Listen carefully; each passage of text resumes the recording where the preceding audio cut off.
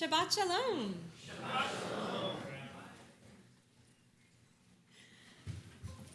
Hi, Ari. Oh, I love this backpack.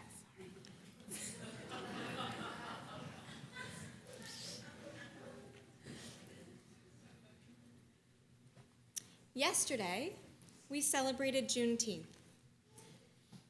It's a day that commemorates the end of slavery in the United States, representing June 19th, 1865, the day on which the news of the Emancipation Proclamation finally reached Galveston, 2 years after the proclamation had initially been made.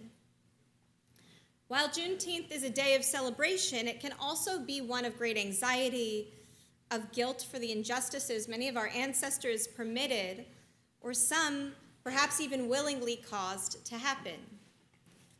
It can often be overwhelming to think about the experiences we have had and the injustices we have witnessed that we were not able to, or maybe did not choose, to respond to. I often look back on my childhood in a suburb of Los Angeles and marvel at all that I did not see in how we treated our recent immigrants from Latin America. We underpaid them for their work, as so many lacked documentation, and at school their kids sat separately from everyone else at lunch. I do not remember seeing any of them in my classes. I marvel too at how I did not notice the absence of Black students in my school, a clear result of the prevalent redlining in my area. As I look back at my childhood in Agora Hills, I feel a real sense of shame, and I know that a simple feeling of shame will not fix anything.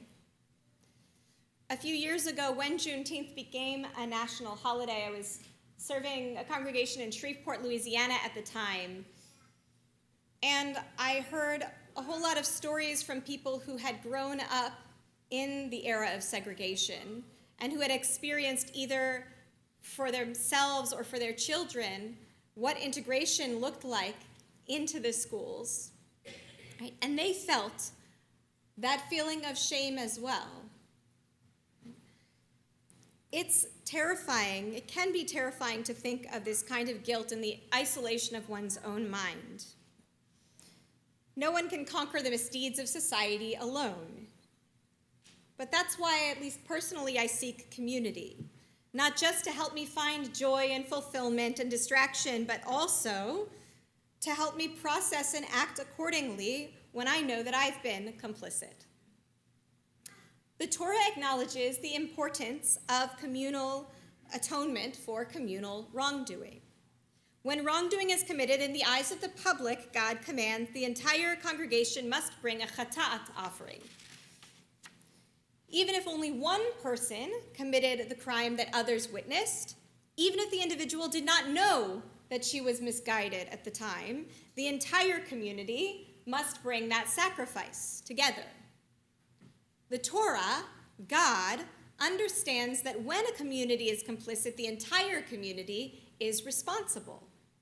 When some are guilty, all must work together to earn innocence.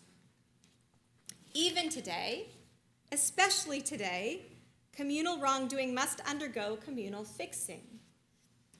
Even as we celebrate Juneteenth, acknowledge it as a national holiday, we know full well that the abolishment of slavery was far from the end of inequality or racism in our country. We have transgressed the commandments to treat all equally in judgment and not to stand idly by the blood of our neighbors. We have transgressed the commandment to create a world in which the poor do not exist, ignoring clear inequities in hiring, healthcare, criminal justice, and education. Imagine this biblical vision and charge was offered thousands of years ago, and we still have not fulfilled it. Together, today, we are able to bring the communal sacrifices of learning, of speaking out, voting, supporting businesses whose values we share. We bring these sacrifices in community because we know how hard it is to do it by ourselves. We comfort each other in knowing that we were not the only ones to act wrongly, and we learn from each other how to both acknowledge our wrongdoings, and act to change. In ancient times, sacrifices were given because they were a big sacrifice. We gave our most expensive animals, the best of our flock. And today, we also have to give in order to redeem ourselves and our world. In some situations, the most basic sacrifice we have to give is our pride. We can rebuke a friend or a family member whom we know is well-meaning but is saying something or supporting something we know is wrong. We sacrifice our money, just like the Israelites did when they did not have a year-old calf on hand in Jerusalem. We donate to organizations run by people who might know more about the issues than we do. We sacrifice our time, too, advocating for our children to learn more fully about our history, refusing to ignore the mistakes we have made as an American society. This sacrifice in particular rings true when we're in this book of Bamidbar, where the pattern is, over and over, our ancestors did something wrong, then Moses asked for forgiveness, we learned, we got forgiveness, we do something wrong again. Our entire Jewish tradition, our entire text is focused on these stories of us doing wrong, of us acknowledging our wrongdoing, and learning from that wrongdoing and trying again. Certainly, we don't always get it right, but it is in our tradition that we learn about our past, we learn about what we've done wrong, and we try and try again to do it right the next time. As business owners and as those who serve on the boards of nonprofits, we advocate too for days like Indigenous Peoples Day, Juneteenth, and MLK Day to be acknowledged for the history that they hold and the holidays they are. At the very most basic level, we sacrifice our comfort by simply meeting each person we see, even if we do not know them, even if they're from a community that's different than ours, as someone just as sacred as the most beloved members of our friends and our family.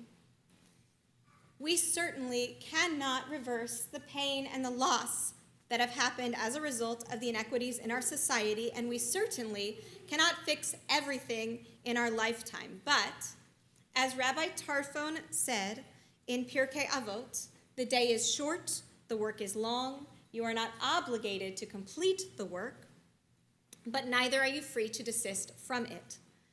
We cannot finish it all, at least not yet, but together, we can certainly make a dent in addressing the misdeeds of our ancestors as they made a dent in addressing the misdeeds of theirs.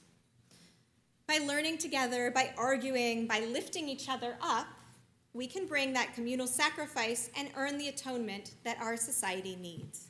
Shabbat Shalom.